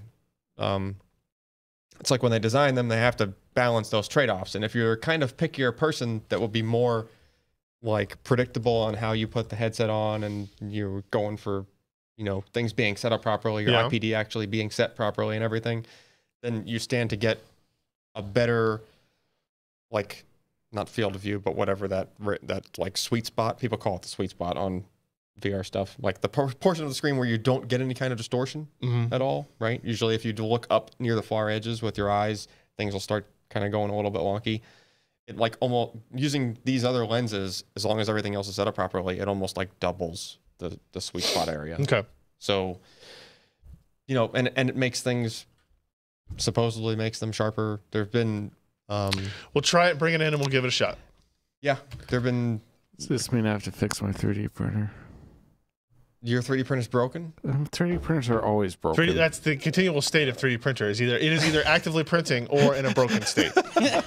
And actually, usually, it can be in both of those. Yeah. Where the print comes out I'm bad. pretty sure I know what's wrong. All right, everybody, that's going to be it for the show. Thank you for joining us. PCPro.com/podcast. Go there, find show notes, links.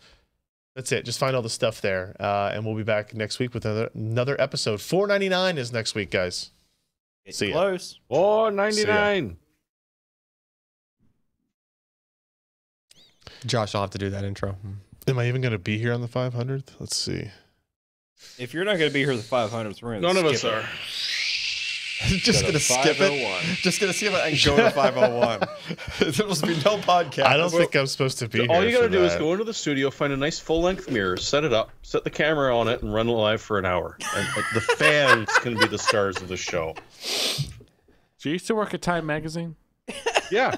Yeah, It's I'll be in exactly where I stole Atlanta that when from. it starts. What? I'll be in Atlanta when episode 500 starts. You Only when it suck. starts? Will you be here when it finishes? No.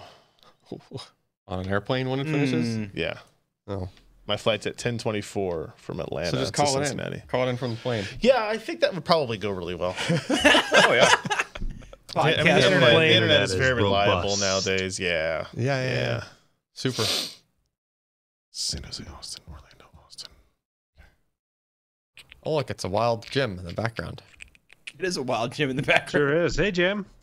Looks more like How's it sleeping hanging? gym than Sure wild you were. gym, but Not anymore. There he is. No, move, Ken, move. Move, Ken. Keep moving. Make him. we're gonna need a bigger box. I didn't sign a release form. The chat's saying, "Yay, Jim." Yay. They want an encore, Jim. They like Jim. Who doesn't like Jim? All right, everybody, it's late. We're ending the show. We had just as much pre-show. You can learn about the shaving and that side. So Shaving. shaving And the Instant Pot. and Instant Pots. Well, that was actually in the show. They don't have to watch pre-show or post-show for that. Actually, before we sign off, Jeremy, Okay. we were talking about this in the studio earlier when Ryan had his headsets on.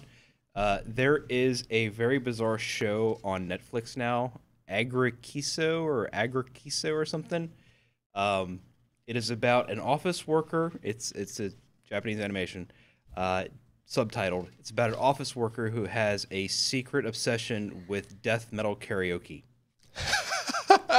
It sounds. It That is- sounds like what you would see in that type of. It is format. the most amazing show I have seen I wonder in if a I while. can get it in Canada. If you can't get it in Canada, let me know, Oh, and I will figure I'm something sure you out. can find it somewhere. VPN through the office. Yeah. What is it called again? Shit, hold on. Hey Jim, the chat wants you to do show 500. Agaritsku. They want you to do episode 500 since Ryan's not going to be here. What do you mean, like Mm. on the show? Yeah. Eh, Specifically, they said let Jim do the 500 show. that would be a disgrace to all previous 499. I mean, Well, 498, because I guess I did host that. I'll pre-record. $1.99. I'll pre-record my whole time, and so what I'll do is I'll be like, and so next topic is something. Josh, what do you think? what do And you then I'll think? be like, what do you yes, think about this yes, thing? that's excellent. Okay, I This is did a super review generic. of the Oculus Go. I talked about that for 5 minutes. Like, Ken, you have any input on that? And then it just Oh, cuts okay. over. Let's move on. It's time for the ad. Let's see. Next week's God, you're ad. such an a-hole. Wait a minute. That means I'm not going to be there either. Cancelled. We're just gonna skip 500. Just no. Yeah. You definitely you'll be in Austin longer than me. It's like in I Good will. Night and Good Luck when I guess we need to cancel out the mid-May 500 and do it the week after. Yeah, I'll be we back can- on the 23rd. We can do 499.5 and then do 500. Yeah, there you go. 499.5 is probably No. good. We don't lie on this podcast. Never. Look, if we didn't count Why the not? Who's CES holding our episode toes to the numbers, fire? we Seriously. can make up whatever we want. All right. All right. Good night, everybody. Good night. Bye. Bye.